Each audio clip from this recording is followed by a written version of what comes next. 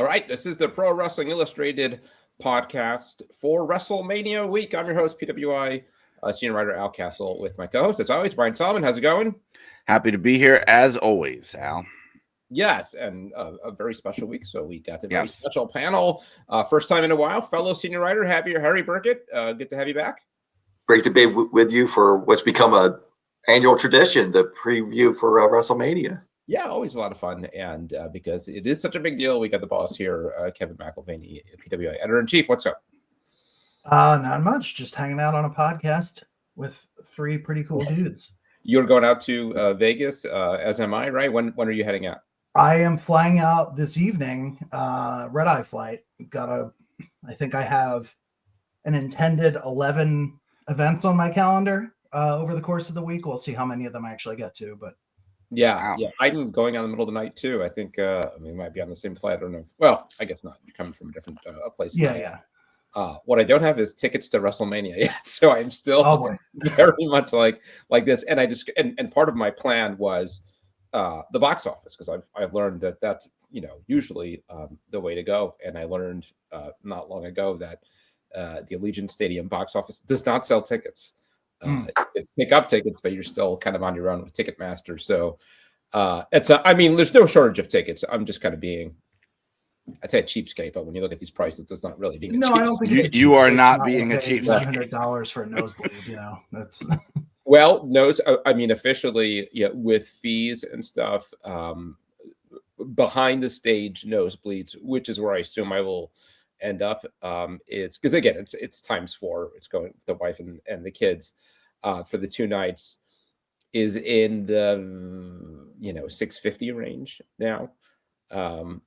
Which where relative to where they were months back isn't as bad, but it's still insane. I mean, I forget what we paid last year. We had halfway decent tickets, and it wasn't anything like this. And interestingly, they're far from sold out, right? So I don't know if they're looking at this as a bust, or given what they're charging for tickets, even if they come in short of a sellout, they'll be happy because the gate is going to be insane.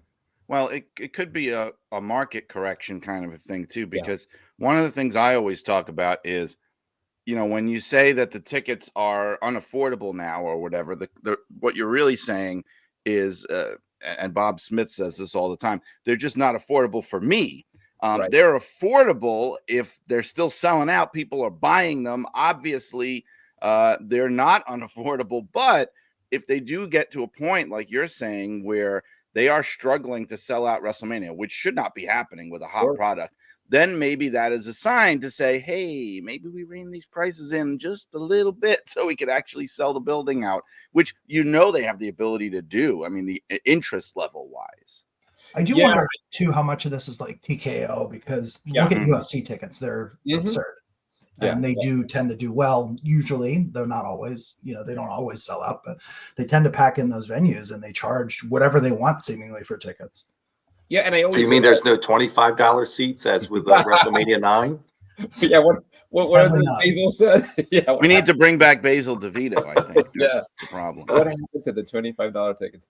But yeah, and I always worried after the TKO merger that this would be one place where they would be following UFC's lead. The one big difference is what the audience is, right? You don't see kids at UFC shows. It's not really a family product. It's the bros. It's like the crypto guys and all that. And even all these years later, for better or for worse, WrestleMania WWE is still supposed to be kind of a family product. And these ticket prices are just not sustainable for a family. We'll see if New Year's next year, New Orleans, they dial it back some. I hope they do. Yeah. Anyhow, we've got a lot to talk about. We're going to go over the card, give our thoughts match by match if we have time for all of them. But certainly the key matches. I also want to talk about the Hall of Fame, generally the hype to this year's Mania, and I guess do some predictions if we get around to it.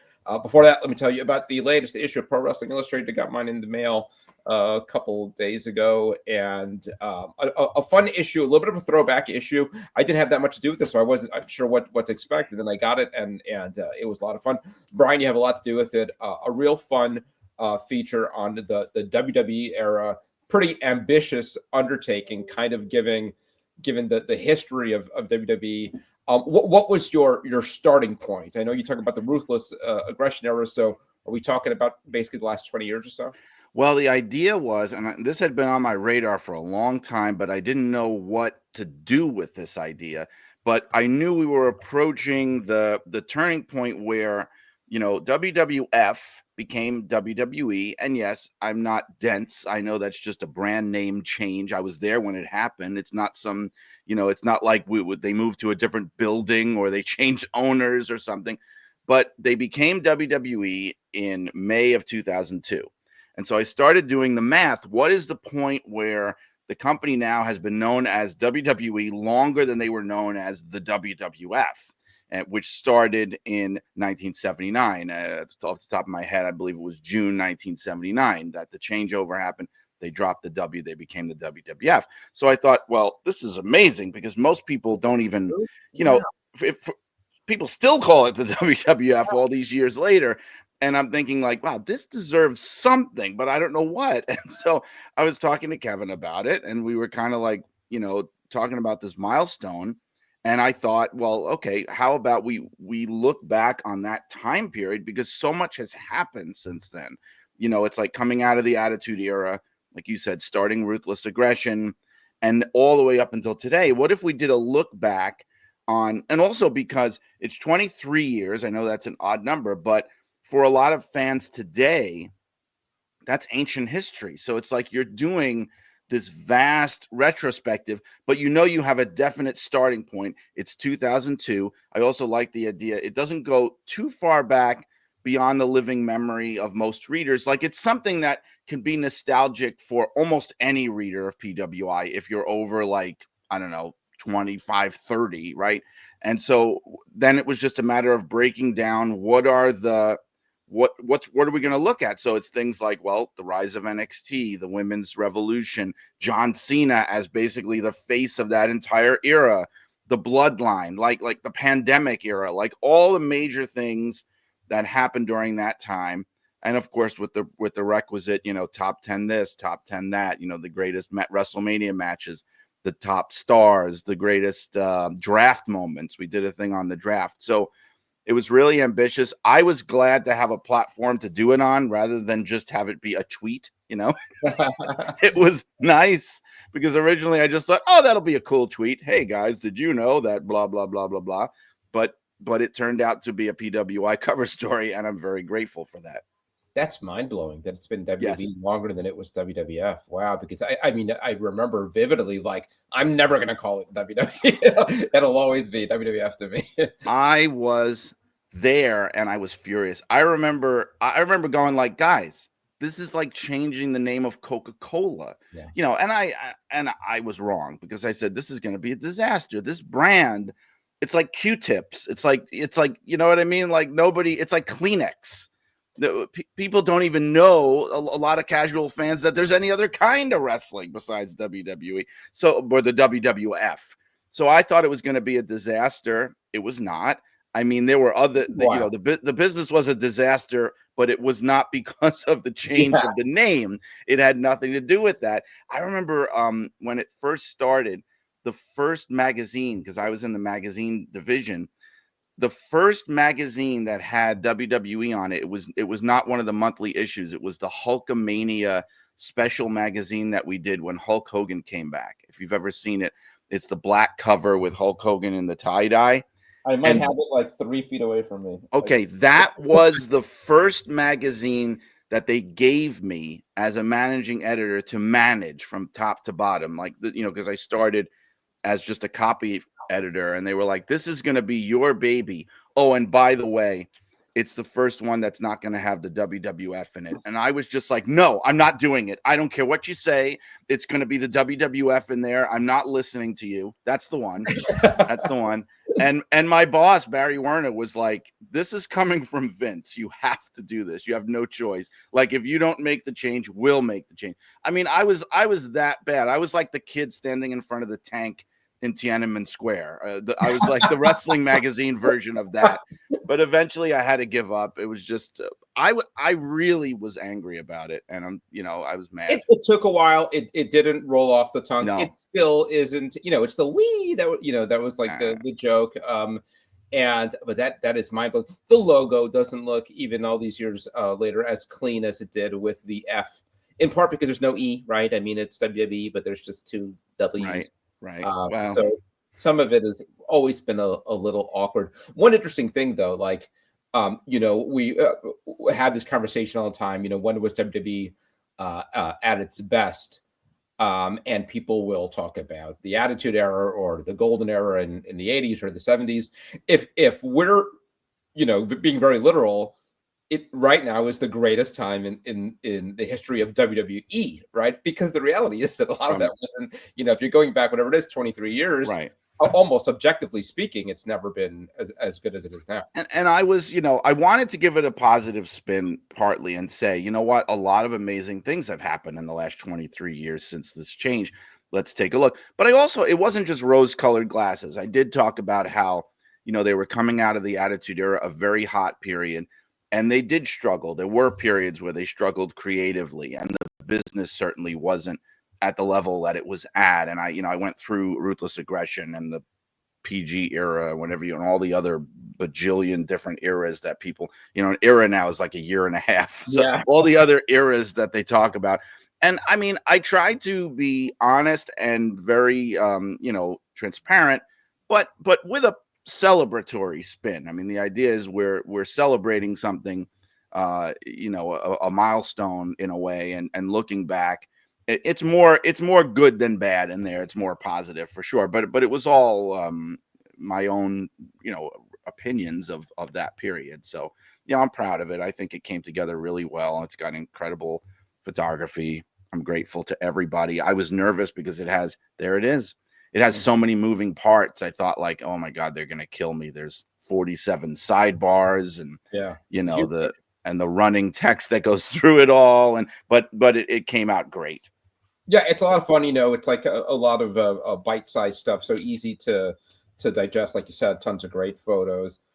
So in some ways, kind of a throwback to what you used to see more of in PWI, especially around kind of WrestleMania time. I know that's something that we've struggled with over the years, is like, what is the issue before WrestleMania, right, before we have results, and you want something that's sort of evergreen. I think this works really well. I should give Brian, just because he said it is, okay, it's his opinions, it's his perspective, but like everything is very grounded in reality. Yes. It's not an op-ed from Brian that runs 16 pages. It's just a solid information and factual based look at it with, yes, his takes on things, but because there are lists of the greatest matches and things like that.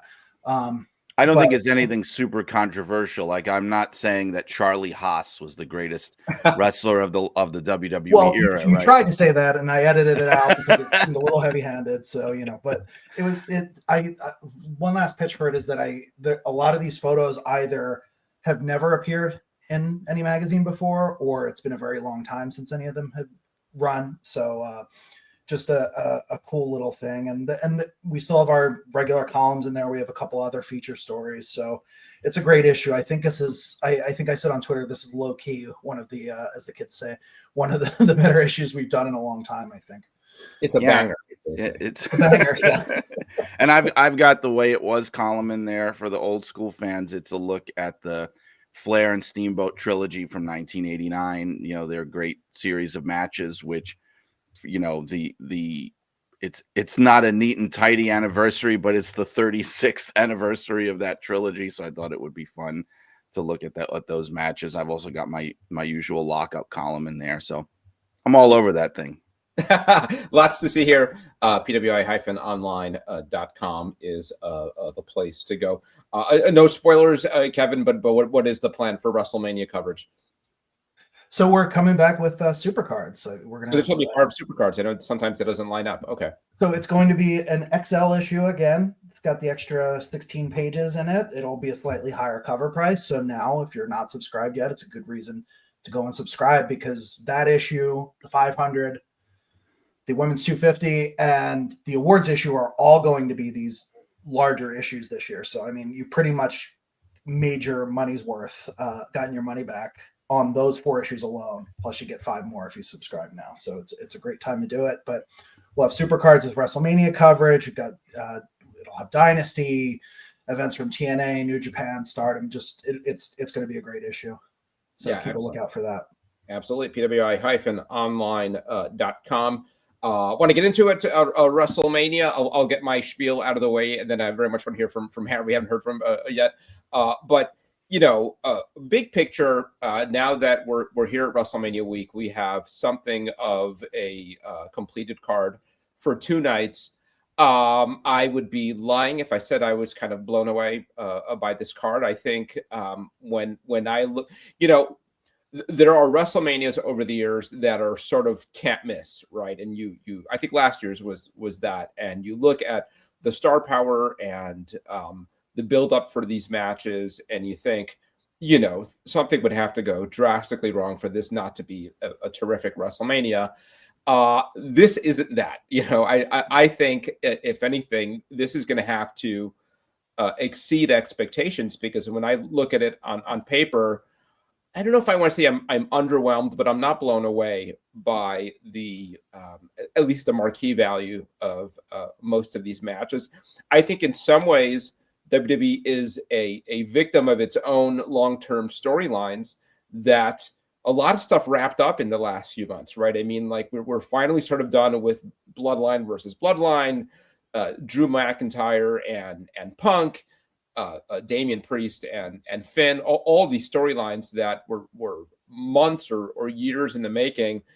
Rhea and Liv was really well told, and now what we have is a bunch of new stuff, and because of that, I don't think the anticipation is there as much for a lot of these matches. They feel, throw it together would be an exaggeration, but it has a little bit of like a vibe of the high school student who has the science project due in the morning and had 2 months to do it and is putting it together the night before. And again, that's exaggerating a little, but it's all to say, it doesn't look like the strongest card. There's a lot of that, we've talked about this multi-person matches to get as many people on the show as possible. Because of that, I think some stuff feels a little watered down. 2 world title, triple threats, and a lot more. Not to say this can't be a really terrific WrestleMania, because WWE is a really good product right now, and I'm sure everybody is going to have the working boots on. Harry, you've seen your share of WrestleManias over the years. What are your thoughts on this one? I feel pretty much the same way. Last year we had sort of the novelty of The Rock coming back. I was really excited to see the final boss come out. And we were looking forward to a feel-good win by Cody Rhodes. So we kind of knew what we were getting with that WrestleMania. As Kevin knows from my latest column, I didn't buy into the John Cena heel turn. So that's why I think I'm really not as excited about this one. I don't buy his grievances as I did, Kevin Owens, or even now Bianca or Jade Cargill. So it seems like a very forced turn, but it could be one of those things you go into it not thinking it's going to be great, but they may surprise me. And if Cena wins the title, and depending on the fashion in which he does it, I could look back and say, hey, that was a better WrestleMania than I thought. So that's quite possible. And also, I guess I was assuming we'd have more chapters of the Bloodline story. Mm-hmm. What was it, a couple years ago, Heyman was saying, oh, we've got chapters 20, 21, 23 lined up. Yeah, I guess that kind of fizzled. The ninth inning came and went, I guess. Right. And Roman just being part of a 3-person match, it just doesn't feel right. So I don't know if it feels like maybe it's, hey, I'm stuck on WrestleMania 9 since watching the documentary last night. Cena coming back to this WrestleMania feels like Hogan coming back to WrestleMania 9. So well said. Yeah. Absolutely. There's definitely some of that. Brian, we've been picking apart, Cena's heel turn for the last few weeks, and I think they've looked to correct some of the things that were brought up, including by us, about some issues with the execution of it. we're basically now at the finish line. I mean, I guess there might be one more segment the night before, but I think they've basically told the story that they are going to tell about Cody Rhodes and John Cena at WrestleMania. You know, I think it's fine. You know, I think that their last exchange was the best one so far. I think it was watered down a little bit by the fact that they did almost the same segment for 2 weeks before that. They did, yeah. So your thoughts? Well, there's a lot of things here. I mean, I don't have an issue with it particularly, but it's bogged down by the problem that's the bigger problem of everything, which is that you have so many TV hours to fill. You have so much leading up to these shows, right? In the classic WrestleMania mold and things we think about, like this would be if Andre the Giant and Hulk Hogan every single week on WWF Superstars were coming out and yelling at each other, right? That didn't happen. It didn't need to happen because there was a lot less TV. It was almost like you could just wind up this thing and just let it go. And sometimes I think they get in their own way in that sense. It's like sometimes you don't need to do too much. Always be thinking of what's going to happen this week, what's going to happen on this show, what's going to happen on that show. But you do have the realistic problem of what do we do with all these hours of television? And it would be weird if we're not devoting any time to new developments in our top storyline. So, I mean, it's a really baked in problem. I don't know what the solution to it is. I really don't. But I think they've done the best that they could with something like this. I like the Cena turn. I still do. His rationales and all that stuff is sort of exactly what I had in mind when I was thinking this is something that they should do, that he would finally snap and say, screw all of you people. You know, you hated me all these years, no matter what I did. And I always smiled and ate crap and I'm not going to do it anymore. You know, I like that idea, but there's only so much you could do with that. Right. But now look, everything's in motion. The show is coming. I think it'll be fine. As for the quality of the show itself, I'm kind of in agreement with what's been said here. I think my spin on it is this is why you don't do 2 nights. This would be a really solid 1 night card. Yeah. Amazing show. If Gunther and Jay, Cena and Cody, the big triple threat with Reigns and Punk, although I'd like to see it just Reigns versus Punk. Even the Rhea Ripley triple threat, like you can boil this down. Instead, it just feels like, man, we got 2 nights to fill. Let's just throw everything at the wall. Okay, you're wrestling you, and you over there, you're going to wrestle this guy. Like there is a little element of that. Whereas in the old days of 3-4 years ago, when they really had to put all their best feet forward and all the best pieces on the board, not most, but a bunch of these matches would be like, nah, that's not really worthy of being on WrestleMania. But now we've got 2 nights to fill. So I think that's the issue. They have the ability to still put on an amazing WrestleMania with the with the roster they've got and the storylines that they've got going. It's a lot to try to make all that feel special. And I also think part of that is the standard has been raised over the years for what people expect from WrestleMania. I mean, if anything, that WrestleMania 9 documentary was a reminder. They're not going to say it on that documentary, but you look at that card and you're like, this was a WrestleMania. Like, okay. Yeah. Was there even a really great match on this show? I mean, your best match is what? Shawn Michaels versus Tatanka? I don't know. But I mean, we're in a different era now where people really do expect to be absolutely blown away. I mean, even the first WrestleMania was basically an MSG house show with Liberace. You know what I mean? But now every year people expect the best of the best, and this show is not quite at the level of that standard. Yeah. I really agree about the 2-night thing, and I had the same thought. I think this is the first year since they started doing the 2 nights that I feel like they don't have 2 nights worth of stuff, right. and so they're stretching a bit, they're padding it some, which is not to say that the matches won't be good. I think a bigger concern for me, even over match quality, is fan interest, right? So when you're 4 hours in to night 2 and you're bringing out the women's tag team match, and I'm not sure if it's night 2 or something on that level, are fans really going to be like that hot over it? I just don't know. I mean, a lot of these matches I see on paper, and I think like, yeah, you might have a lot of people in the lobby buying their popcorn or for this. There's not, and you compare that just to think about the undercard of the last few years, where and this wasn't executed well, but Uso versus Uso. I mean that was a mid card match.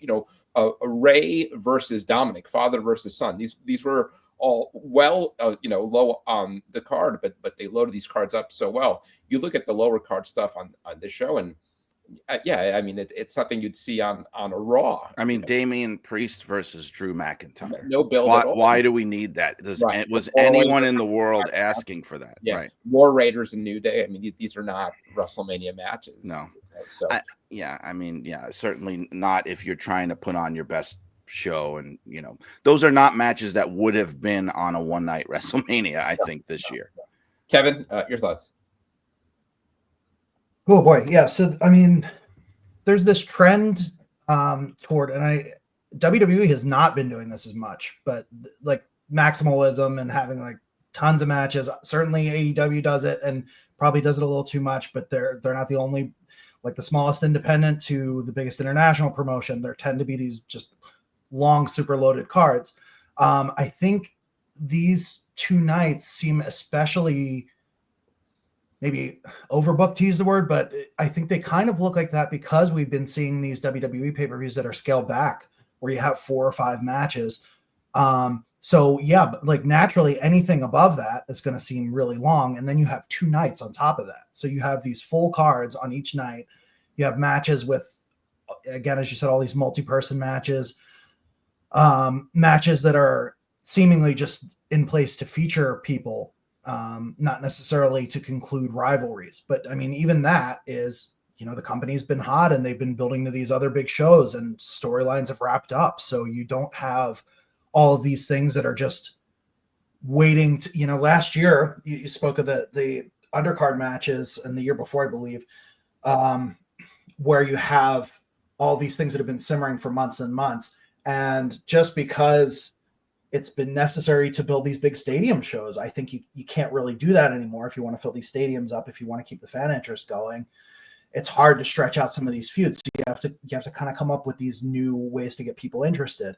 I think the idea being, okay, well, everybody has their army of, stans or whatever who will be excited to see them on the card, who will complain if they're not on the card. But I think there's another element to this too. And I think it's that there's a perception that if a star of a certain level is left off WrestleMania, that it's almost like, oh, what did they do wrong? Like, are they being left out? And I think even maybe that's internalized a little bit by the wrestlers. Certainly not all of them. Some people are just, they understand what it is.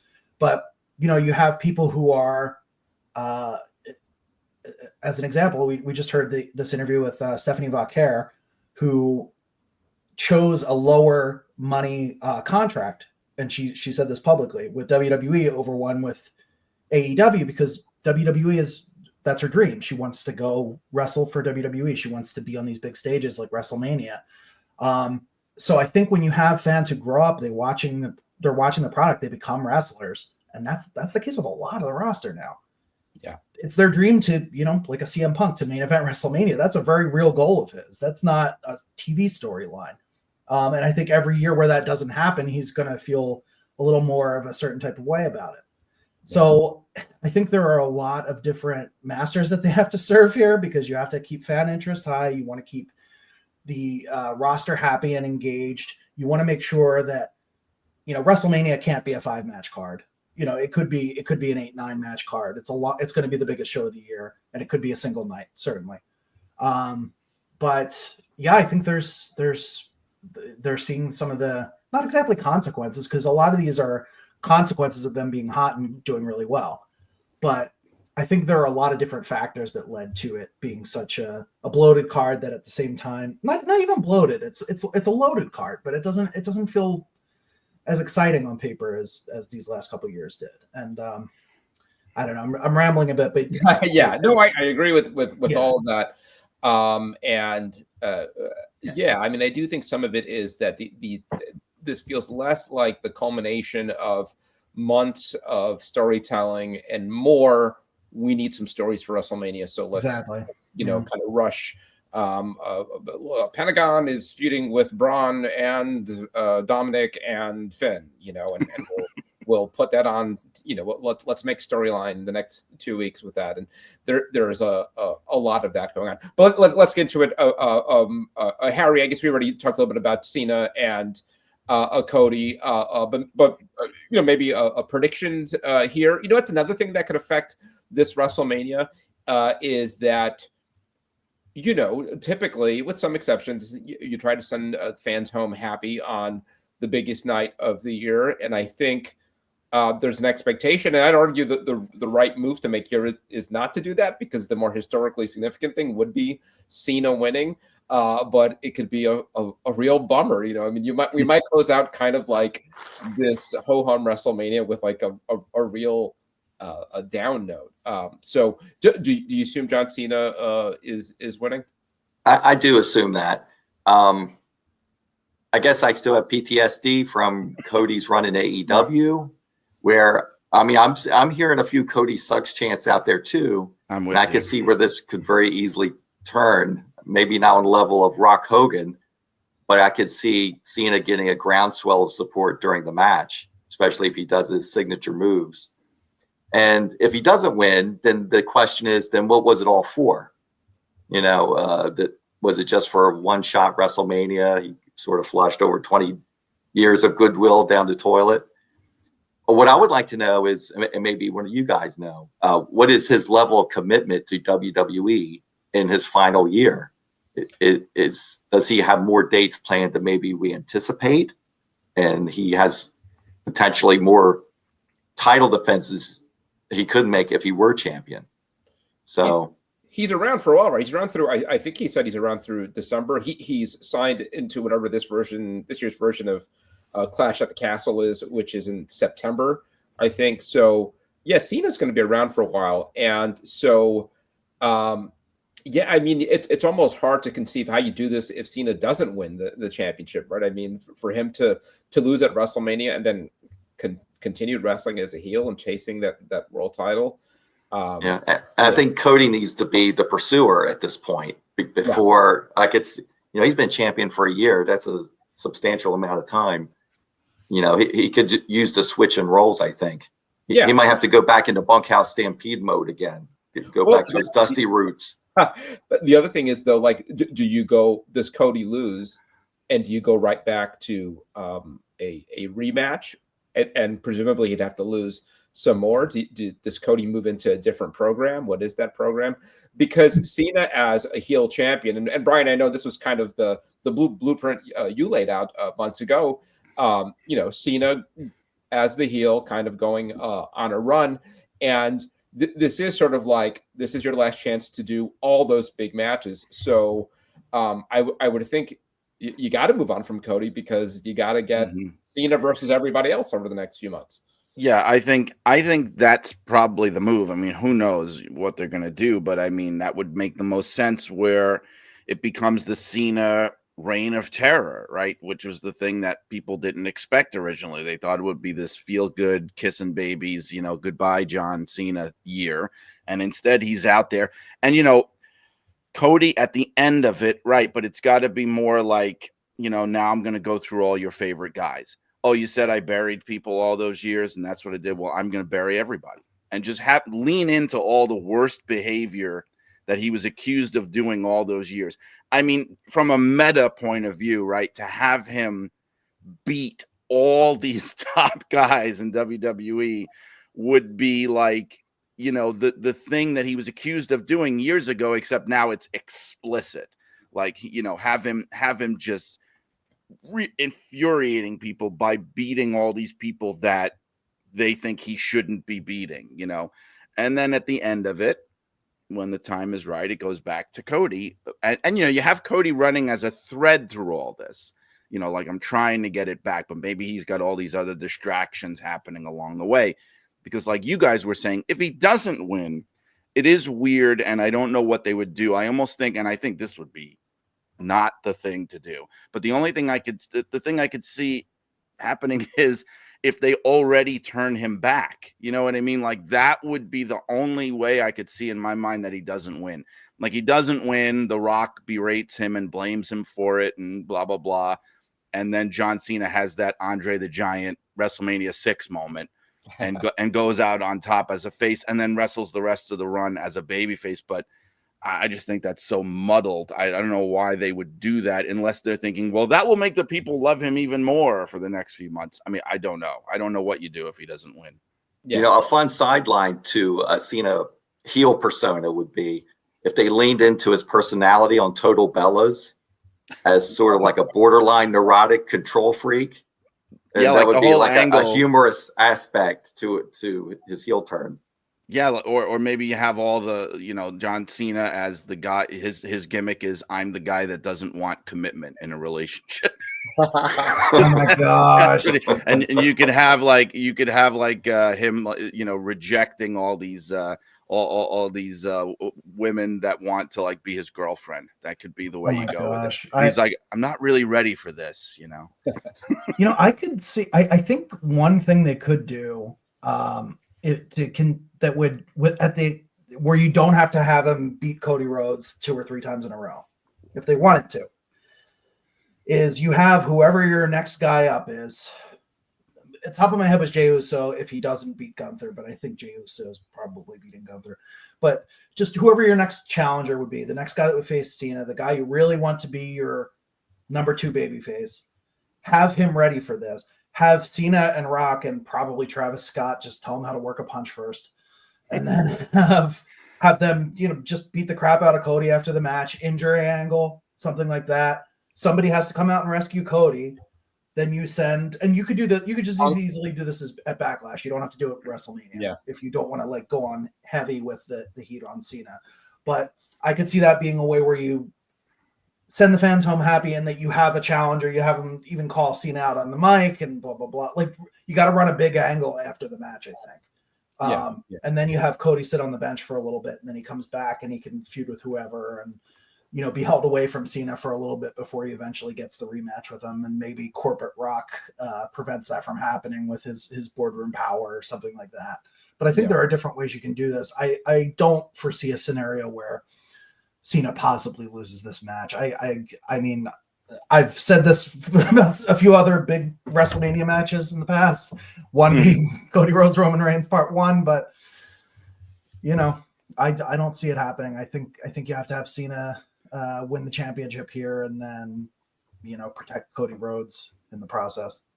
One thing that hasn't been talked about a lot, but I think should be, is what's this match going to look like? I mean, Cena has not delivered a high quality singles match in many, many years, right? I mean, we had him and, you know, he looked fine in Elimination Chamber, but a lot of smoke and mirrors there with all the other people in the match. You know, his last several singles matches that I can remember were, you know, they were fine. They were kind of paint by numbers John Cena matches. I don't think that's going to fly on, you know, the main event of WrestleMania. I mean, not to doubt the guy, but pushing 50, hasn't worked on this level in a long time. So I'd be a little concerned about the potential match quality here. But I think that's another reason why the heel turn was a good idea, because he can lean more into the other stuff. He can lean into getting heat. He could lean into more of the character work and, you know, glowering at the crowd and things like that, instead of when you're the hero and the baby face and you've got to really be, you know, out there like getting your momentum and all that stuff. I feel like this is a good reason for that, because you're right. I mean, I don't even know. When was the last time that he really seemed like John Cena in the ring? I couldn't even tell you. Was it versus AJ Styles? I mean, what was that, like 8 years ago at this point? It's been a while. Yeah. And he can take a lot of shortcuts. He can do the classic, you know, the eye gouger, the rake the face on the top rope, the elbows, sharp point of the elbow to the face in the corner. Just do a lot of that. Go to the outside, all that kind of stuff. You know, throw stuff at each other. I mean, you know, you could work around it. Yeah, that'll be a fun thing. Get some one. We've now seen Cena cut promos as a heel. We haven't seen him work as a heel yet, so we don't know what a John Cena heel match looks like. So that'll be kind of fun. Let's move on to the other main event, night one, the triple threat match. Seth Rollins, CM Punk, and Roman Reigns. We now know what the favor is. You know, Paul Heyman is playing the Miss Elizabeth role here, and you know, I think that's where the storyline is, and kind of that's the compelling part of this whole thing. You know, interesting that there's no title on the line, so you hear them trying to kind of talk up the stakes. This is for the future of WWE. Three guys like, you know, in or around their 40s, but. I mean, this could be in the ring, a terrific match. You know, I think Seth is still probably one of, if not the best worker in WWE, even though in some ways it's like he's the guy who I think fans are least excited about being in this match, because it would be cleaner if it was just Roman and Punk, who are two of the biggest stars in wrestling. Seth, I think, is a level below that. Although you could argue he's done the best work of all three of them in this storyline on the mic, and in the ring is probably the best worker of all of them. So, you know, we got the big angle last night. I guess kind of the go home angle with these three. I think everybody's done a fine job. Harry, does this feel WrestleMania main event worthy? Well, maybe compared to Gunther versus Jey Uso. And I'm not completely blaming Jey Uso for that. I mean, I guess we would also have to ask the question, you know, will we feel good about Gunther being a main event for night one? I guess it's just a matter of opinion. But I think for some of the reasons you just stated, I think Seth Rollins is going to win this match. Really? Because it kind of feels funny that Roman is not in a title match at this WrestleMania, not a one-on-one match. So it seems like a step down. And the fact that if he loses, that definitely seems like a step down. But it'll probably be a scenario where Heyman sides with Punk, and Heyman and Punk cancel each other out, and Rollins gets the squeaker win. I could see that, reminiscent of cashing in and winning the title at WrestleMania years ago. Yeah. Right. I've assumed Punk is going to win, especially if it's going to be such a downer night too. Cena winning. I think the move here to send fans home happy is to have Punk win it. But there's a lot of different factors. You know, now there's speculation. Does Heyman end up with Seth? You know, there's all different ways you could go with this. And you said how Seth has been doing a great job. And I think that's by design, because I think they're trying very hard to give him as much of a reason as possible to be in there, because they know that it's sort of like the least organic fit. I mean, they have to realize that the natural feud, especially at this point, because you've done Punk versus Rollins to death, the natural thing is Punk versus Reigns one-on-one. So they're giving him more and more meat on the bone to try to convince people, like, yes, he belongs in this match. And I think it's working. You got to understand, I first ran into this years ago when they did the fatal four-way main event at WrestleMania 2000, when we all know it should have just been The Rock versus Triple H, and they threw in Big Show and Mick Foley in there for no reason. They have this attitude where they don't see it that way. They really see it as the more people in the match, the more star power, the bigger it is. I don't think they see it as a demotion. They see a triple threat or a fatal four-way with main event guys as more value for the dollar. That's how they see it. And so that's how they're treating this match. Like, that's why they consider it to be WrestleMania main event worthy.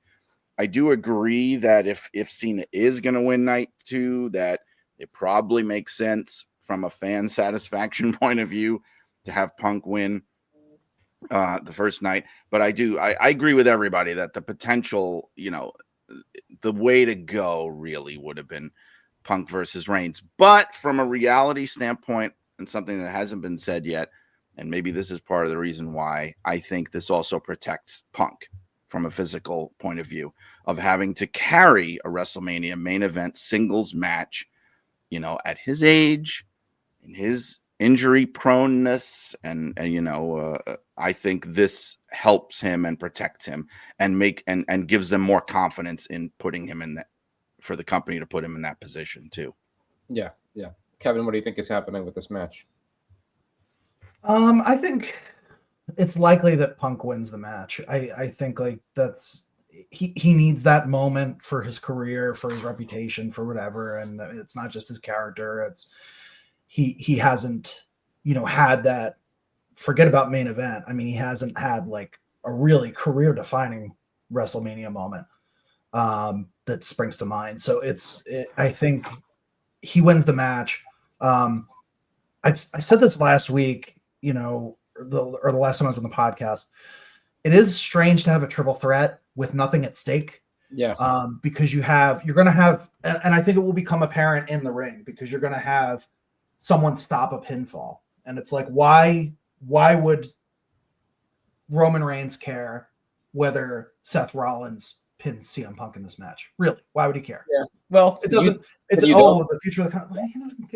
Are we buying that? Like, it's not a championship match. It's not a shot at championship. Maybe it should be. That's something, you talked about, who gets Cena afterwards. And I think one natural one would be Punk, right? You go back to Punk, sure. Cena. So can you throw in that explicitly make it for the championship?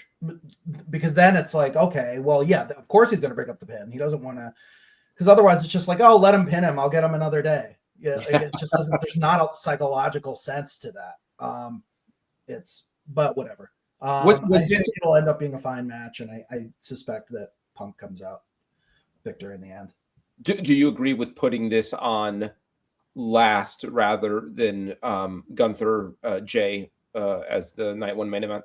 I mean, I don't like the Royal Rumble stipulation being further watered down, that someone gets a main event title shot and neither Royal Rumble winner is getting a main event title shot. You have instead this other match, which technically has no stakes. But in terms of star power, in terms of match quality, I think it will be the superior main event to Jay versus Gunther. Yeah. So. Yeah. Let's talk about Jay and Gunther. I've had some mixed feelings about the execution of the storyline in the last few weeks. I think they finished strong with that promo last night that was just kind of more filler, but the last couple of weeks of angles with Jay tied up to the ropes and Gunther bloodying up Jimmy, I thought that was really good. I thought Jay's promo the next week, where he got really dark and serious, was really, really good. So I would kind of had come down and now I'm back up for this. I mean, I think this could really be something. I think Jay is kind of peaking at the right time in terms of his popularity. I thought all along the move to make is to open WrestleMania with this and have kind of the crowd at maximum excitement for this match. And I think, you get in there, you do 10, 11 minutes, you don't take it too far. You have Jay win, you have the place go crazy. And it's a great start to WrestleMania. Harry, do you assume Jay's winning the world title here? I do. I mean, going along with the assumption that Cena's going to win the WWE title, stands to reason Jay would win the world title. But hey, our podcast is all about conventional wisdom. That's all I can offer. So that's what I see happening. Thank goodness they added some juice toward the end with Gunther destroying Jimmy. That's another personal stake in the issue. It'd be interesting to see if Jay wins the title, if they try to not make it a Kofi run, where it was all about the victory and the feel-good moment because everybody wanted to see the win happen. But then after they win the title, what do they do? And you certainly don't see Gunther just fading away. And the company's put a lot into Gunther, as a premier athlete and winning, I don't know, like 90% of his matches. So I don't know. I guess conventional wisdom says Jay wins and has a title reign of 3 or 4 months, and Gunther retains it, but we'll have to see. Yeah, I think that makes a lot of sense. Unless Jay really catches fire, I guess, and they leave it on him longer, kind of call an audible. But Brian, I mean, it all sort of feels like what Harry laid out, that it's really more about the moment, right, than about going all in with Jey Uso, because even now, as popular as it is, it's hard to see WWE, and maybe this speaks to the star power they have with people like Punk and Cena and Cody, that like Jey Uso is going to be your main event guy. He's not going to be the main event guy. I think that they need to solve this problem. I've said it before with the Rumble and all that. Just stop saying the winner gets in the main event of WrestleMania. Just say the winner gets a world title shot at WrestleMania, or the winner gets a title shot at WrestleMania. Problem solved. I mean, instead of painting yourself into this creative corner where you're like, oh, we can't have this guy win the Royal Rumble because then we're stuck with him in the main event of WrestleMania. You know, that doesn't make sense. Maybe it made sense 30 years ago, but they've been doing it so long. Like, it's time to sort of modify that. And as far as Jay, I think, yes, he'll win. Gunther always delivers in the ring. I mean, when it comes down to the match, he is so good at playing this monster heel role. You know, he has so much that they've built behind him, having him seen as so dominant and, like, you know, always holding a title, always holding it a long time, so that when he loses, it really means something, like it did with Sami Zayn, and it did when he finally lost the NXT UK title. It means something. So, I mean, I have no doubt the match itself will deliver. It's like the classic Davey and Goliath. I'm showing my age. David versus Goliath type of thing. I really hope it's a claymation match. That would be excellent. Gee, Davey. You know, no. It is the Lenten season. So. But and as far as Jay as the champ, no, I don't see him being this, you know, incredibly dominant, you know, world champion and all this kind of thing. But I don't see them having the Kofi problem with him, because I think here's the thing. As much as I didn't want to see this, I had to admit as it was going on, the problem was that the fan base did not buy Kofi Kingston as world champion material. They just didn't. And it just felt like once the euphoria of the win wore off, it was like, this guy's the champion? Wow. And you could just feel it from the crowd. Like they just didn't buy it. They didn't buy it. And I don't know if it's because it didn't help how they booked him, though. Right. They had him on in the middle of the card against Dolph Ziggler. Sorry. Right. But I think his size didn't help. I think the fact that they'd always seen him they'd never seen him on that level before. With Jay, it does feel like they are much more in his corner. The people absolutely adore him, and they're ready for him to do something special. They believe in him. Would that support evaporate when he finally does it? I don't know. That could happen. But I just see him as being much better positioned than Kofi Kingston was. Yeah.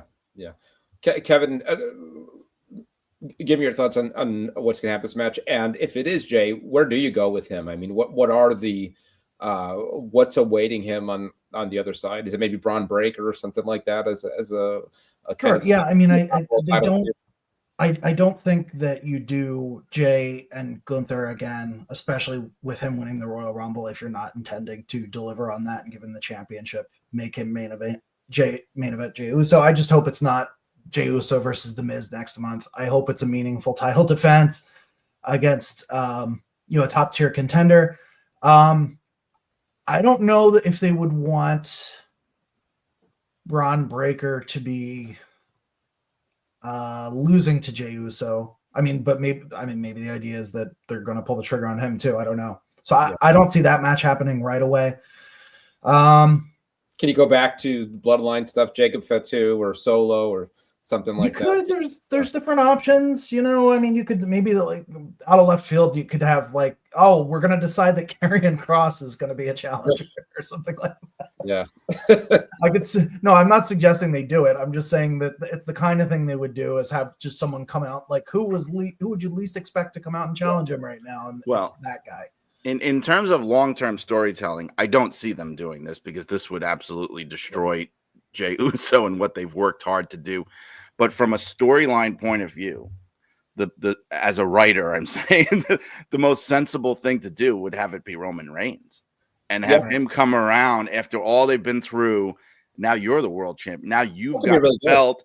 I'm a challenger. You always wanted to be in this position. Now you're the main event, and I'm going to try to take you down. I'm going to try to take that spot back. But I just see if you do that, there's no way Roman loses in that scenario. You know what I mean? I mean, can you argue that he would want to help build up his cousin? I mean, now talking kind of behind the scenes that he'd be behind the scenes, yes, but you can't really do an angle out of that. I mean, absolutely, that would be the reality of it. Yes, I'm gonna really give you that extra boost that you need. But I just can't imagine that he beats Roman Reigns in that scenario. I just can't. But I mean, from a storyline point of view, it would be a very satisfying kind of full circle thing after everything from the past 5 years. It would really be this moment, especially like once the bell rings or they're in the ring and now it's like Jay with a belt around his waist, looking across the ring at Roman, the challenger. Like, that is, as the kids say, cinema.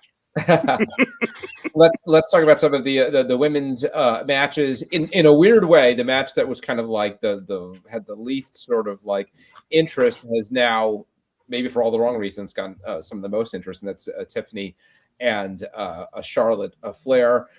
My concern is that this is going to have kind of Goldberg, Brock Lesnar, WrestleMania 20 vibes, where they go in there and just kind of fans are just going crazy and kind of going into business for themselves. It has kind of a train wreck sort of interest to it. And it has been a train wreck. It's just a mess. It's a mess of, is it too much to say unprofessionalism and bad booking? And it's kind of a disaster. But as it's gotten to be more of a disaster, it's sort of become more compelling, because I think what they were originally trying to sell us was just kind of, milk toast and not terribly interesting. So all this side stuff has served to make it more compelling. But again, I think the interest is kind of a train wreck sort of interest. What are your thoughts, Harry? With Charlotte versus Tiffany, well, you see Tiffany with a groundswell of support, that I didn't really expect to see. I think one scenario, obviously, you can't have is Charlotte coming in and just winning the belt on a silver platter, unless you really want to cement some sort of heel turn with her. Is she a heel? I don't even know what she is these days. Right. It's mixed reaction. But if I'm gauging fan reaction, I feel like the sentiment is really with Tiffany. Like Piper at Nassau Coliseum in the bowels, they're chanting his name. That's what I feel for Tiffany Stratton right now. Because people would expect Charlotte to win, but unless she's going to turn heel, I don't see how that's productive for anybody. I see Tiffany coming out on top. Yeah. I mean, not to overstate things, but fans would not be happy, I think, if Charlotte won the belt. Maybe that's more reason to do it. I don't know. I mean, you're going to get like a big reaction, right? I mean, fans riot. Rub it in their face. Yeah. Brian, what are your thoughts on the buildup of this match? Well, I've gone back and forth on the promo thing that they had, where, because there were people that were still not convinced that was not part of the storyline. I'm not either. I think I'm not 100%. But the thing is, in favor of the people that were saying, "Oh, this is a work," their whole reason for saying that, part of it was they're looking at Tiffany Stratton and going, this is someone who is purely an NXT product, a WWE developmental product.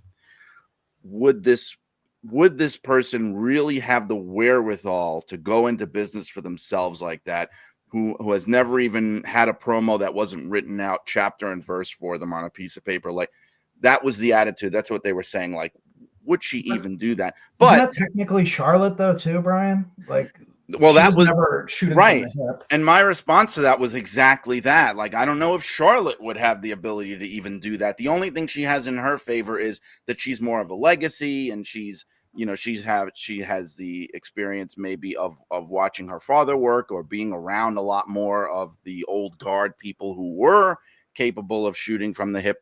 But I do think that she did. I think I lean towards the fact that Tiffany Stratton in that moment thought, and I think this is more, I think WWE without Vince is a little bit more of a Wild West territory, where people do get to go off the cuff a little bit more without being afraid that there's a crazy old man that's going to be screaming at you the second you walk through Gorilla. No, really.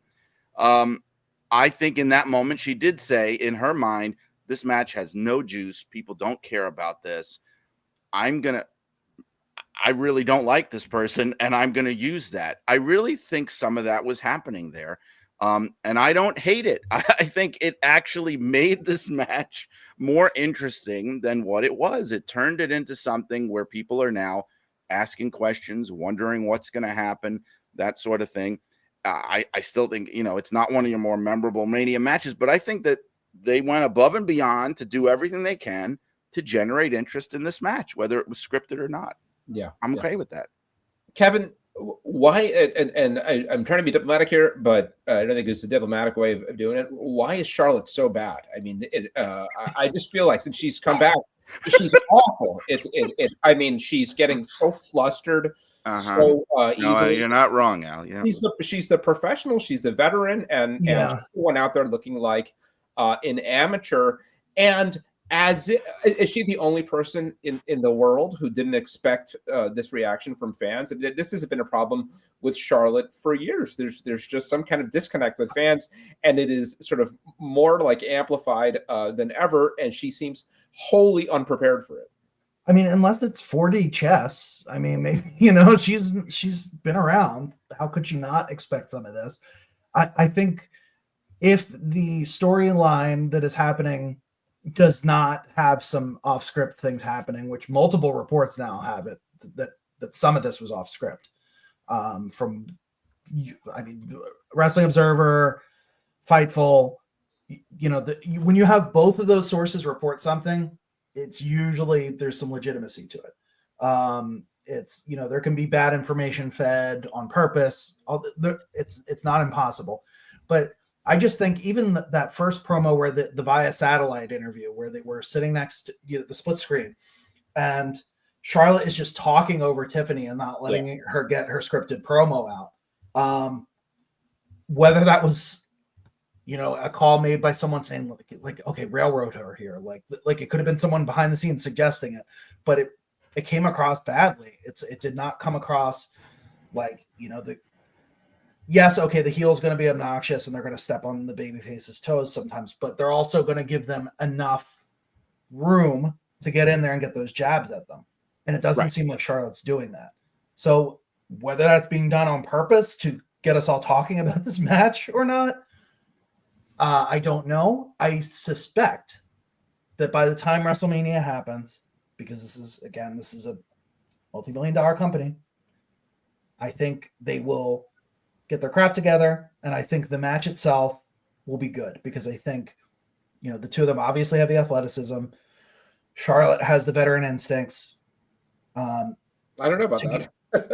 I think she does. I like her in the ring. I think she absolutely does. I still think she delivers in the ring. I just think she is psyched out, and she's been psyched out a long time. I think, I'm not trying to chalk everything up to genetics and all this. Match from 2 years ago, that was fantastic, and there was reason people were not the exact same concerns, but it was, there were like the match was given less time than they wanted and all this stuff that comes out later. But in spite of all that, PWI match of the year, I think this is going to be a great match. Match of the weekend, probably not, but I think it will be a very good match when all is said and done.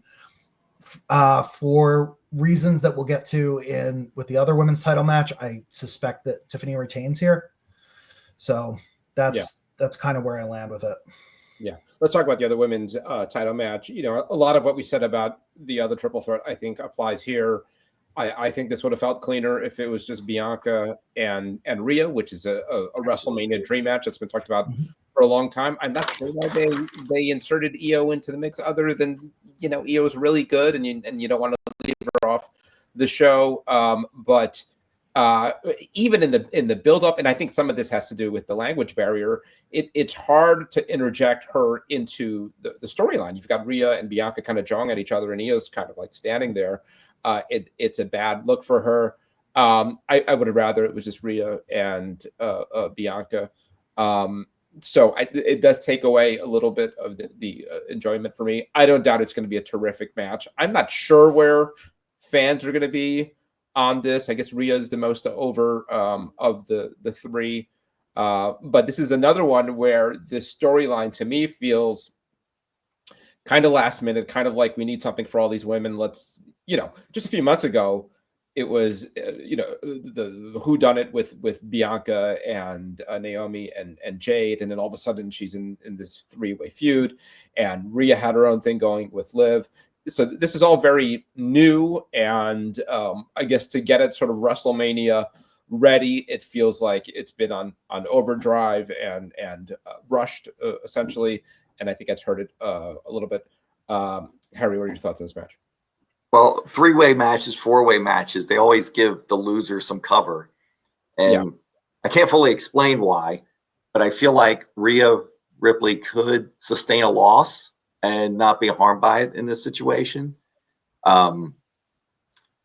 If you think about Bianca Belair, does she fall 100% prey to Jade Cargill's influence? Do we see her go all out with a heel turn here? Because unlike John Cena, I feel like the grievances she has based on her own personality are believable. She could use it too. I mean, I think she needs some thing up. Yeah. Yeah, she's been in the tag team world for the past year or so. But I think I'm using the same theory I used with the Seth Rollins win. Io Sky, she's the third person most fans are not expecting to win. But I do think she has this natural support, and even when she's heel, she's still popular among a large contingent of fans. So I could see her squeaking this out and winning. Yeah. Brian, what are your thoughts? Well, we've said it. I'll say it again, right? I'll go on board that this absolutely should have been Rhea Ripley versus Bianca Belair. It's another one of those mystifying situations. It's like, they save these things and save these things and save these things. I'm all for taking your time, but what are we saving these things for? I mean, this is WrestleMania. This is the time to do it. Both of these women have been on the roster for years at this point. They've really hit their stride. I mean, we talked about how years ago, the WrestleMania where both Rhea, I forget which one it was, where both Rhea and Bianca both won the women's titles on the same WrestleMania, and they both came out of it. It was very clear that Rhea Ripley was not ready at that point, and Bianca Belair was. Bianca Belair immediately got over huge. Rhea Ripley was struggling until she really found her own way. And now she has, and for quite a while, this is the time to do it. I don't know. They can't fall prey to this thing because we keep saying it. Well, they had to do something with Io Sky, and she belongs on the card somewhere. This is not, a daycare center. This is, you've got to, if people are pissed off that they're not on the card or they're not in a big enough match, too bad. Sorry. This is, you got to, I think we said this. I don't know if I said this on here, but WrestleMania 1, you had Magnificent Morocco, Ken Patera, Rocky Johnson, the British Bulldogs. They were all on the roster at that time, not on the show. Too bad. You're putting your best card together. That's what WrestleMania should be. You shouldn't have to feel like, well, we've got to fit this person in somewhere. No, not if you're watering down your best matches. And this is a classic example of why you don't do that. Yeah. Kevin, thoughts on this? So I think, I hate to say this, but I think Io Sky is in this match to eat the pinfall. I think you're going to have, most likely Bianca will win this match. She'll have a little bit of edge to her, maybe a lot of edge to her as the months go on. And then you're going to have Rhea Ripley chasing her. Now, I agree with Brian. You just as easily could have paid that match off at WrestleMania. There was no reason to hold it back. But you also need some kind of programming for the summer months and then beyond. So I think we are going to see the title change. Bianca has been out of singles world title contention for a while now. She did win the Elimination Chamber. She takes this one, and then Rhea, probably there'll probably be some level of rematch for Io Sky, but the program going forward will be Bianca and Rhea. Yeah. So let's quickly, I'll just read over the other matches and, we'll jump in with whatever stands out to you. So night 1 is rounded out with LA Knight and Jacob Fatu for the U.S. title, the World Tag Team title match, War Raiders and New Day, Rey Mysterio versus El Grande Americano, Jade Cargill and Naomi. I'll say something quick about this one. I think Naomi did some terrific work. That first week that she gave that heel promo. I thought it was maybe the best promo of her career. So, without a doubt. Yeah, I think both of them are, clearly doesn't have the anticipation of some of the other matches on the card, but I just want to give her props for that. Then night 2, we've got the women's tag championship. Talk about, again, just get people on the show. Liv Morgan and Raquel Rodriguez versus Bayley and Lyra. The IC title fatal 4-way, Braun Breaker, Dominic, Penta, and Finn Balor. Sin City Street Fight, Damian Priest versus Drew McIntyre. Logan Paul and AJ Styles. So, it's going to be the work rate match, I think, where these guys are shooting for 5 stars. And Randy Orton versus TBA, I guess. That's, we haven't talked about that. That's a big one. This is one of the more marquee matches outside of the main event. Orton and Kevin Owens, and it fell through. Harry, any thoughts on what they do with Randy here? Wow, I don't know. This is such a last-minute thing dropped on them. I really have no idea what's going to happen here. Yeah. But if I can backtrack just a moment. Sure. I am looking forward to Jacob Fatu winning the U.S. title. I'm just making that bold prediction. I think it's well-deserved. It'll take him in another direction. And I don't know how you all feel about it. It seems like LA Knight, I guess the whole gimmick is too one-dimensional for him to go beyond this plateau. Yeah. I thought this all along. Yeah. Even when he was getting the big push and was really on fire a couple years ago, I always thought there was something of a ceiling. I think this is kind of it. Yeah. I think that LA Knight was very badly hurt by Punk coming back. If you notice at the time, Punk's re-arrival absolutely coincided with LA Knight suddenly falling out of the main event picture. And I think it was a situation where it was just like, too many cooks in the kitchen, like something's got to give here. And I think, I don't think it was directly, Punk burying this guy or whatever, but it was a situation where somebody had to come up short now that you had Punk being back. And he was in the most vulnerable position. I mean, he main evented in Saudi Arabia against Roman Reigns. I mean, like, he was on fire there for a minute. And as soon as Punk came back, all of a sudden now he was back to the mid card again. And I think he's a great utility player. He's the guy that he's at that level where we've seen so many people over the years where they can. I mean, even Bret Hart was this, where you can always plug him back into the main event when he's needed.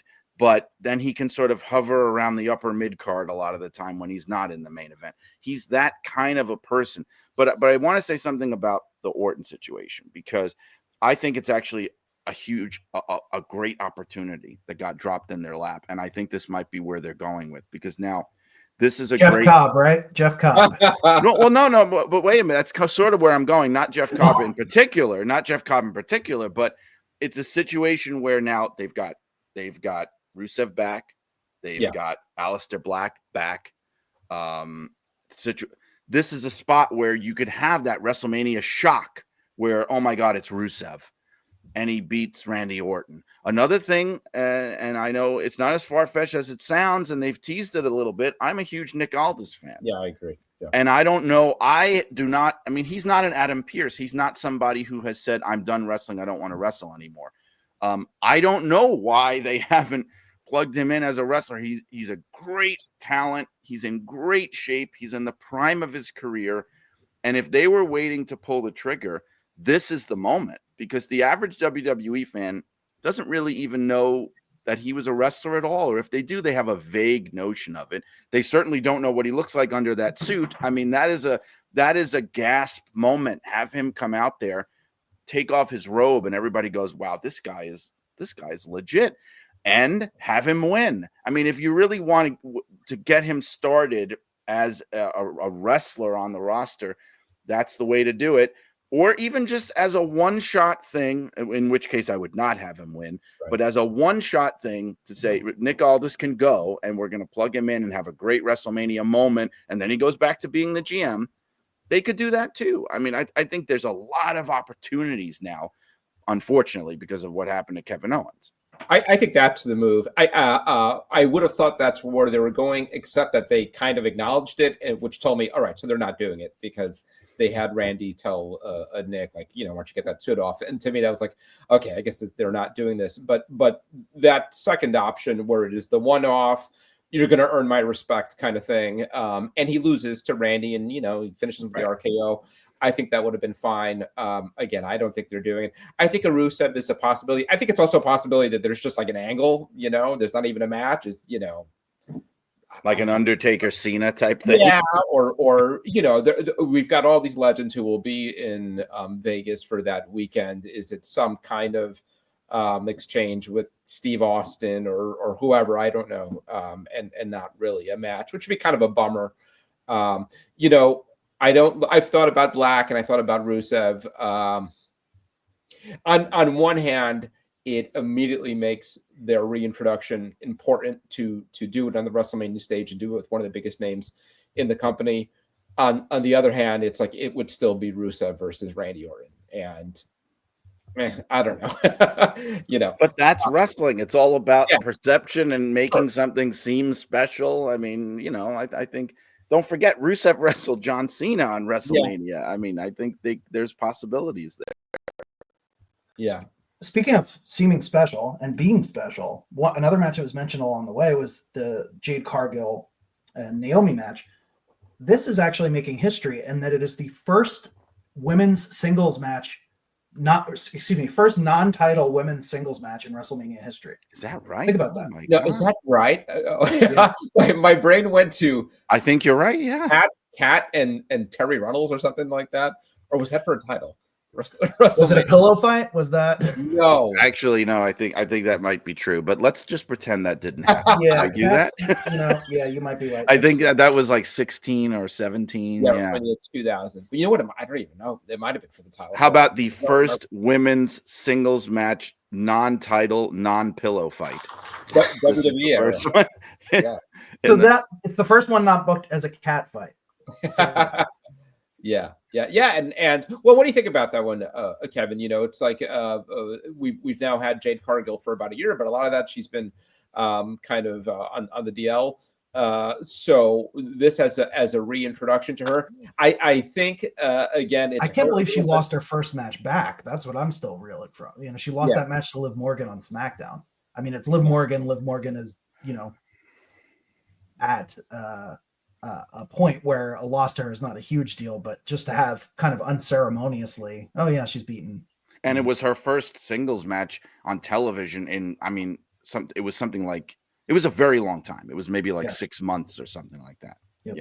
Yeah. Do you, on the flip side of that though, do you just beat Naomi now when you got her kind of in this new heel? Yeah, you have to. Plus it's the payoff to the injury angle. I mean, you have Jade out for that much time. Naomi will be fine. She can just keep doing what she's doing. She can pick up another win along the way against somebody. Yeah. So why don't we quickly talk about the Hall of Fame night before a Friday night, the class this year. Triple H, who had no idea he was going to be inducted. He is so humble and honored with the surprise of being inducted. Lex Luger, I'm really happy to see Lex Luger get this, and beyond just a Hall of Fame, glad to see him showing up on everything now. It's like this guy was a big part of. He was the guy for a while during kind of a down period, and even the WrestleMania IX documentary that we might talk about here in a moment. It's great to have his voice all over it, and Luger is a good story in that every time you see him now, he's just smiling ear to ear. He looks back on his career and it's all happy. And I mean, he just good energy from him all the time versus once upon a time. I mean, Luger didn't have the best reputation. He was kind of ornery and had obviously a lot of issues. So it's good to see him kind of come full circle and welcome back into the fold. Natural disasters, kind of a weird one, because I mean, to me, it's just trying to get two guys in. It's Cody's uncle, so I think that probably helps. Yeah, I mean, I think Tenta is a Hall of Famer. Whatever that means. I guess they both are, but I guess my point is that maybe the least interesting chapter of both their careers was when they were teaming together. So interesting that they'd put him in his tag team. Michelle McCool, we know what that's about, and the first match, which is something that they a good thing I think they borrowed from UFC is inducting matches to the Hall of Fame, and Brett and Austin is a great one to start it with. And then we got the announcement of the Legacy Hall of Fame, which is always a little bit of a downer because it's like, oh, so these guys aren't getting, the full-fledged Hall of Fame treatment. And when you talk about Ivan Koloff, first of all, I was surprised he hadn't been inducted yet. And how do you not give Ivan Koloff, the whole Hall of Fame treatment? Brian, you're I'm sorry, don't get me started because Vince McMahon, was notorious for never acknowledging outside companies or what wrestlers had done before. But it also seems to me that he largely ignored pre-national expansion history. And that includes Bruno Sammartino and all the people involved with him, Ivan Koloff, Stan Hansen, Larry Zbyszko. I mean, Sammartino versus Zbyszko, why that's not celebrated, front burner in WWE history, I don't understand. So I was thinking Brian might have a theory about this. Well, Koloff, I know one of the things that kept Ivan Koloff out for a long time was he was a part of that lawsuit, that big class action concussion lawsuit that was going on. That it was all, and it was the same kind of legal nonsense that has kept Demolition out and other people like that, who, by the way, probably should have gone in instead of the natural disasters this year. But the Legacy Hall of Fame thing, it really is, I don't know. It's like it's a mixed blessing. It started out when it first started as this is our way of inducting people from like the early years of pro wrestling who never had anything to do with, they predate WWE. Like we're going to put Frank Gotch in and Strangler Lewis, and they were doing things like that. And that sort of made a little bit of sense. But the first year I noticed they started doing it, and I would go, well, when they did it with Lord Alfred Hayes, and I was like, well, wait a minute. Lord Alfred Hayes was a big part of the WWF. He was like, Mean Gene, Gorilla Monsoon, like he was one of those guys. And then they did it with Stan Stasiak, and I'm going, well, he was the WWF champion. And then I started realizing what it really has now become is we're not gonna. These are the people that aren't important enough to be given a full induction on the main show, and we also don't want to extend to their families or to them an actual Legends contract with any financial benefits.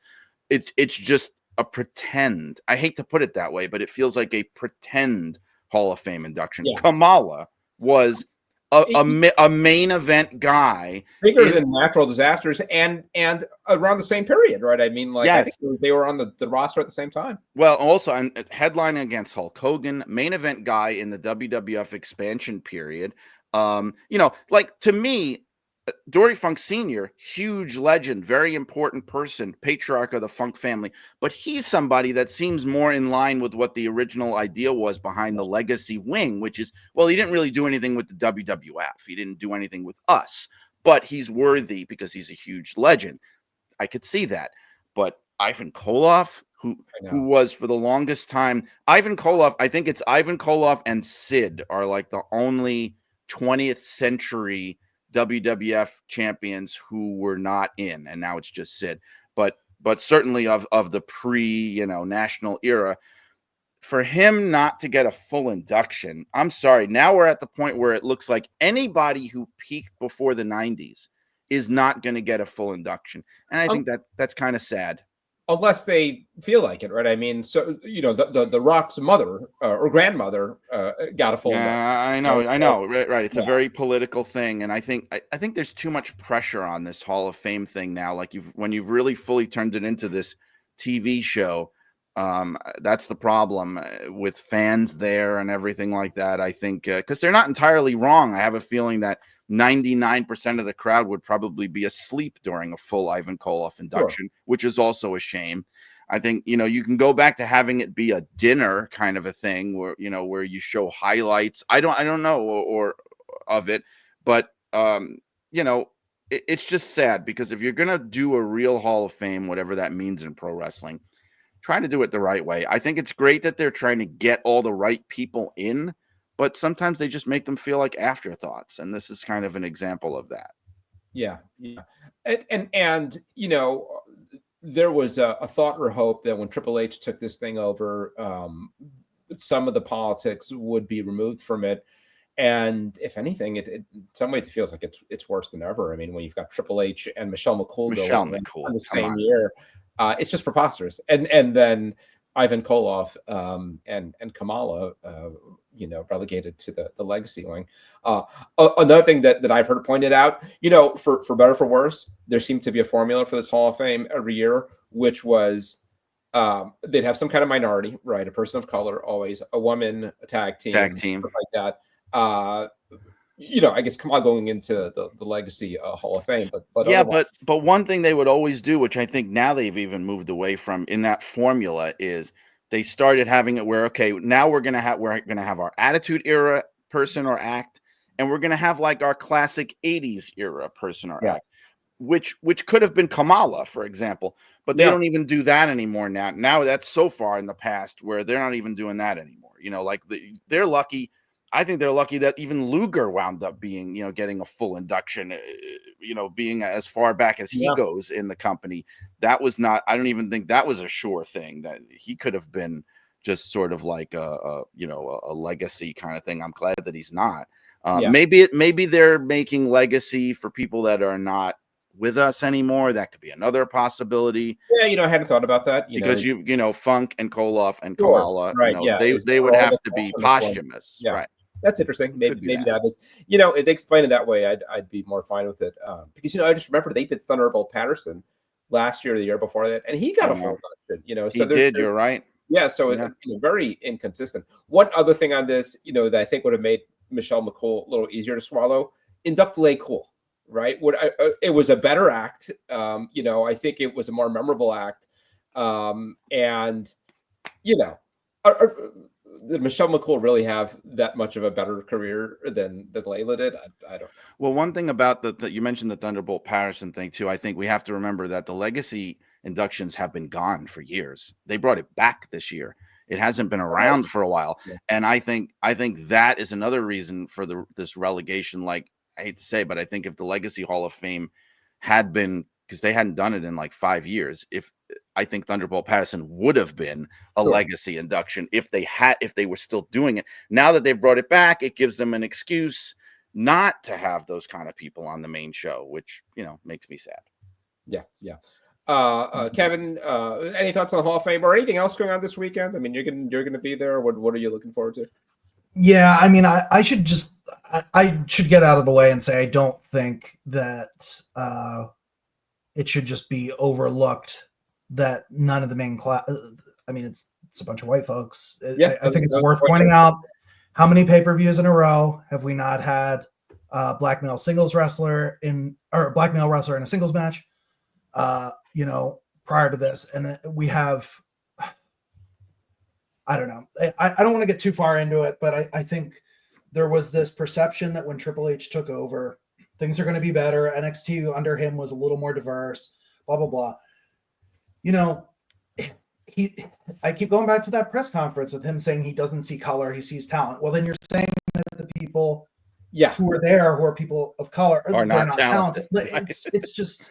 Right. Yeah. It's not a good look. And they need to get this fixed. I mean, for all the problems AEW has with its women's division, they have done a lot better representing people of color, specifically black male wrestlers, than they did in the early days of the company. And I think that's a similar type of heat should be held to Triple H and WWE. It's me, a white guy, saying this.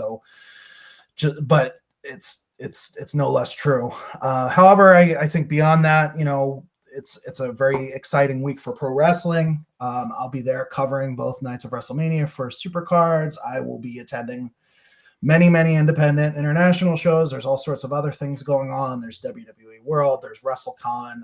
I am going to be exhausted at the end of it, but we'll have some good coverage in the magazine that will come out of it. When are you there until? Or are you there? I overnight flight tonight. And then I am leaving Monday night into Tuesday, so I won't be there for Raw. But yeah, it's going to be about a full week out in Vegas. My first time out there. I will probably do no gambling and see none of the sites, but that's probably for the best. Same. All right, guys, it's a lot of fun. Very exciting. I guess Brian and I will be back breaking it all down in the next a week or so. head on over to PWA-online and subscribe so you don't miss our coverage when it comes out.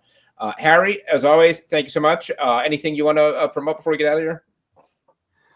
Not really. I'm looking forward to reading the next issue. I got it in my mailbox as well.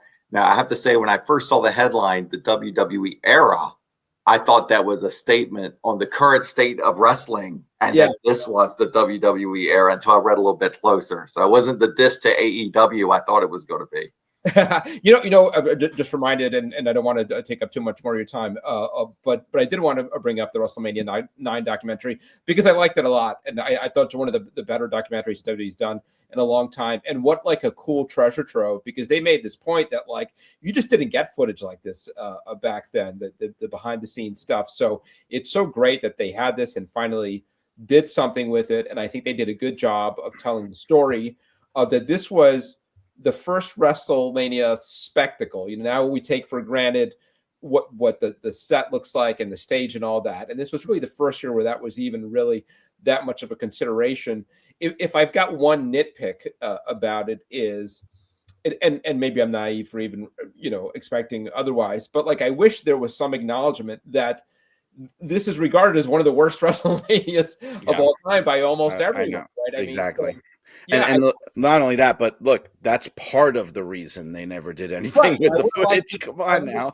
I would have liked to have seen some kind of a candid perspectives of saying like, maybe we spent so much effort focusing on camels and leotards and all that, and we forgot like, maybe we should have some good matches. And when they went over it, and it's like DQ after DQ after count out after, that's horrendous. Just a terrible show, but also watching back, it is sort of like charming. I mean, it does take me back to that time and that spectacle, and I certainly appreciate the effort.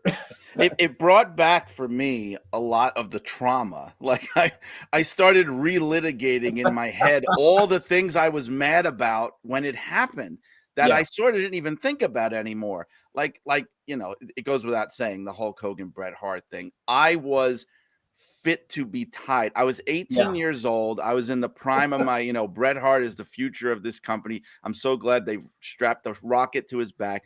I was ready to kill at the end of that show, thinking this can't be the end. Something else is going to happen. Yep. And not only that, but like paradoxically, though, it also reminded me, I'm going, why in the world didn't you just put the tag belts on Hogan and Beefcake?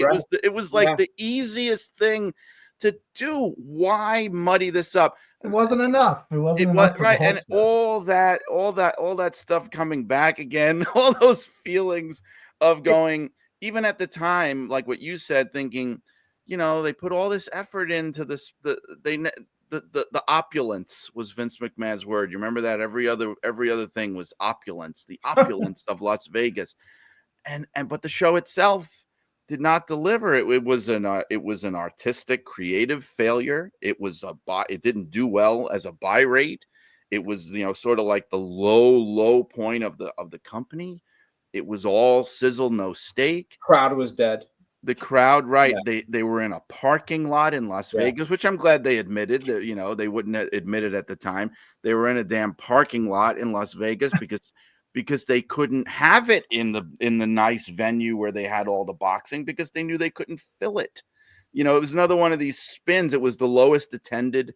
I think it's still the lowest attended WrestleMania of all time. 18,000, and I'm like, no way. They said 16,000, and I'm sure it wasn't even that. But even that number would still make it the lowest, other than the pandemic, attended WrestleMania of all time. It's like how they would always say, "Whoa, we did Monday Night Raw in the intimate venues to get back that early feeling of." No, you didn't. You did it because you couldn't fill the basketball arenas anymore, so you went to the Manhattan Center. It's that same kind of a thing. I enjoyed it. I enjoyed the documentary. I thought it was very well done. Brett was great in it. Everybody was really good in it. Yeah. A couple other thoughts on it, kind of relating to current times. One is it's not going to help, the Hulk Hogan situation, because he comes off so bad in it, right? It's sort of a reminder of like, just kind of the sleazy politician that he's always been. And also, I thought it was significant that it was sort of a soft reintroduction of Vince McMahon, right? I mean, who we kind of erased from history for a while, and Vince he's all over this thing. Right. Can I say a couple of things about that? Sure. I think that's the right thing to do. Because I'll say this. It's very unrealistic to say we're going to completely erase Vince McMahon from our history and not have him, be in any of those things. I think it's absolutely needless to do something like that. You don't have to glorify him I'm not saying we do another stand back video version 2.0, but to eliminate him from history, I think is silly and unrealistic. It's like awful people can be included in documentaries about things. It's not like we pretend they don't exist and all of a sudden. Right, you're not going to not mention Ty Cobb and Ken Burns baseball. Right, exactly. It's not like he's part of the history. You've got to have him in there. But there's a difference between doing that and making him bending over backwards to make him look great. I mean, you don't have to do that. Al, are you saying that you do not believe that a 700-pound jet ski hit Hulk Hogan in the eye? I only gave him a black eye. Are you saying you don't believe that? Come on. Again, sort of looking back at like how crazy it was. I mean, first of all, like the very first thing on that is like, why didn't he just go out there with an eye patch? He would have looked so much better. I remember being whatever I was, 14, 15 at the time, and every time the camera would go in on Hogan, it was like so kind of like matching face masks, him and Beefcake. Sure. That would as a show of solidarity, that would have been the way to go. Oh my gosh! With that, Harry, what are your memories of WrestleMania IX? Well, after Hogan won the title in the manner that he did from Yokozuna, PWI posed the question: will Hulk Hogan earn his 6th title reign via FedEx? But that was a weird, sadly ahead of its time kind of angle, because they do things like that a lot more often now. Back then it was this huge deal. Oh my God. I remember they had Jim Ross saying, "Oh, this is the first time a world title's changed hands twice in one day," that kind of thing. It was a big deal. Yeah. And it was sort of like a sign of things to come. I feel so bad for Bret Hart. I'm the biggest Bret Hart fan, and especially looking back now in hindsight at that era, I understand the trepidation because maybe he wasn't setting the box office on fire. He wasn't the next Hulk Hogan in that regard. He wasn't what Steve Austin would be. But when you look back at that era and the things they tried with Luger and Yokozuna and Diesel and all these things, and you go, Bret Hart was clearly the best option. Mm-hmm. And he should have had a better run. I'm not saying that he holds the belt for 5 years straight until the screw job, but I am saying he should have really dominated the title more during that period. It should have been mostly him. Maybe you do a little back and forth with Shawn Michaels. I could get behind that, but there was no reason for a lot of that stuff to happen. I understand hindsight is 2020. At the time, they were nervous and didn't know what to do, but he was the best option they had. Well, one more on that is I wouldn't have had a problem if Yoko won it and kept it. I mean, that was one thing. Another watching the documentary is that you're reminded how awesome Yokozuna was. I mean, that was a pretty good match that he had with Bret. I mean, I remember watching and thinking that Bret got a good little match out of him. And Yoko was so incredibly athletic for a guy that size. He really was this phenomenon. And yeah, it's too bad that his title reign there was 30 seconds. He finally got his real title reign. They should have done.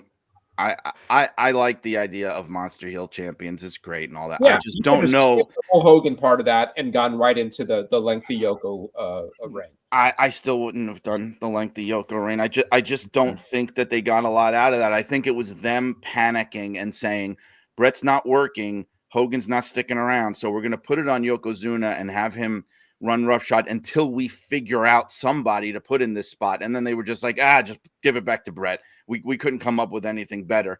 That's the kind of thing that I didn't like. I think the way to go, if you had to have Hogan do this stupid thing, it should have been the original idea that they supposedly had was Hogan drops it to Bret Hart at the King of the Ring. And then you have that moment, Hogan's gone. And now Bret Hart ideally is elevated higher than ever. and Hogan infamously refused to do that, and that's why you got the Yokozuna 9-month title reign. Well, you also could have done which is what everybody thought they were going to do, is the Yoko title reign and then Luger, right? I mean, Luger beats him at right. Slam, and you had. Well, that's a whole other conversation. That's what they were thinking. They were thinking, okay, Luger's the guy now. We're going to get it off Yokozuna and give it to him, and then they lost faith in Luger, and then that's when they went, just give it back to Brett. I love how we're passionately debating these things that happened 32 years ago, like we're talking about this year's WrestleMania. It's great. Can I just say it was just before my 9th birthday I was in a different stage of my fandom than any of you guys. I was indeed a Hulkamaniac. I was not unhappy that he won the championship, but I did not watch it live. I had to go to bed. I was just like, oh no, you have school in the morning, you got to go to bed. You can catch up on it when you get home from school tomorrow. And I couldn't wait to find out what happened. So I was like, Dad, what happened? Because I knew my parents stayed up and watched it. And I said, Dad, what happened in the Bret Hart Yokozuna match? Who won the title? And he's like, oh, Hulk Hogan won the title. I'm like, no, he's in the tag title match. He couldn't have won the title.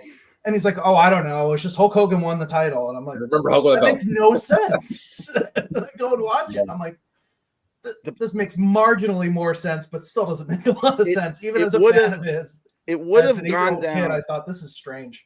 I think it would have gone down easier. And I guess they couldn't do this because of Yokozuna and the shape that he was in and everything.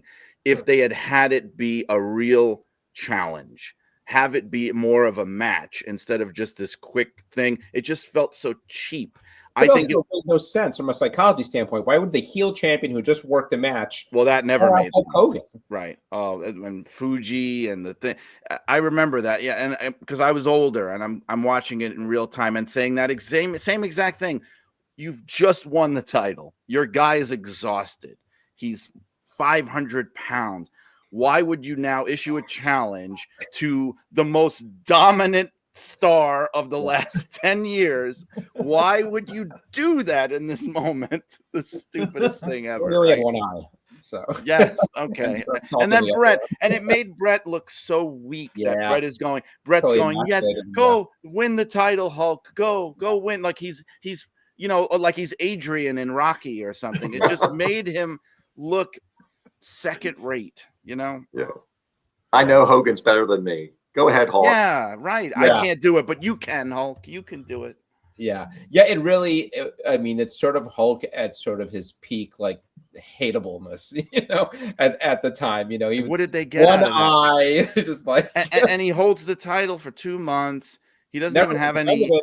Only at King of the Ring, right? I mean, there was just the one. Right. I think he may have had like some house show matches, but they were against Yokozuna. I mean, and then he just loses it back in an equally stupid match with a stupid photographer with an exploding camera that they never explained what that even was. Well, that's why they can't have the cameras at ringside anymore. it was George Napolitano, wasn't it? I knew it. All right, wasn't counting on anything on this, but I think it's a fun way to end it. All right, Brian, anything you want to promote before we get out of here? Oh man, I'm trying to show mercy to these guys. Do we really want? Well, I mean, Irresistible Force. Okay, we're close to now having a cover design. I'll post it as soon as we have one. We've got the photos finalized. We're gonna have 2 photo inserts in this book. There's going to be like 60 photos in the book. I'm super excited. The text now is completely laid out and approved. I know what the book on the inside is going to look like 100%. All the fonts and the kerning and that very exciting stuff that people love to hear about is all settled and ready. And the book is is almost ready. I think in June it's going to go to press. So this glacial process is reaching its conclusion, and I'm super excited. Irresistible Force: The Life and Times of Gorilla Monsoon. Monsoon got a lot of love in that documentary. Oh man, may the fleas of 1,000. Oh, can I even say this? No, I can't. I don't know if I could say it on here, but he had one of the best lines in the thing. I loved Vince sort of giving him direction. That was very cool. Yeah, I loved that shot. That shot of Shawn Michaels like up when he was right. Who approved this shot? Yeah, that was great. Yeah, I mean that's so much fun. That was really just like gold. Kevin, I missed anything promoting the magazine? Anything you want to touch on? No, you always do a great job with that, Al. I appreciate it. But just a reminder to everybody, you can subscribe. We have a print and digital bundle, or if you just want digital, if you don't want to have this beautiful print magazine in your household for some reason, we are currently running a special on the digital edition. It's only $12 for a year. So that's 9 issues, $12. Yeah. What a great deal. PWI-online.com.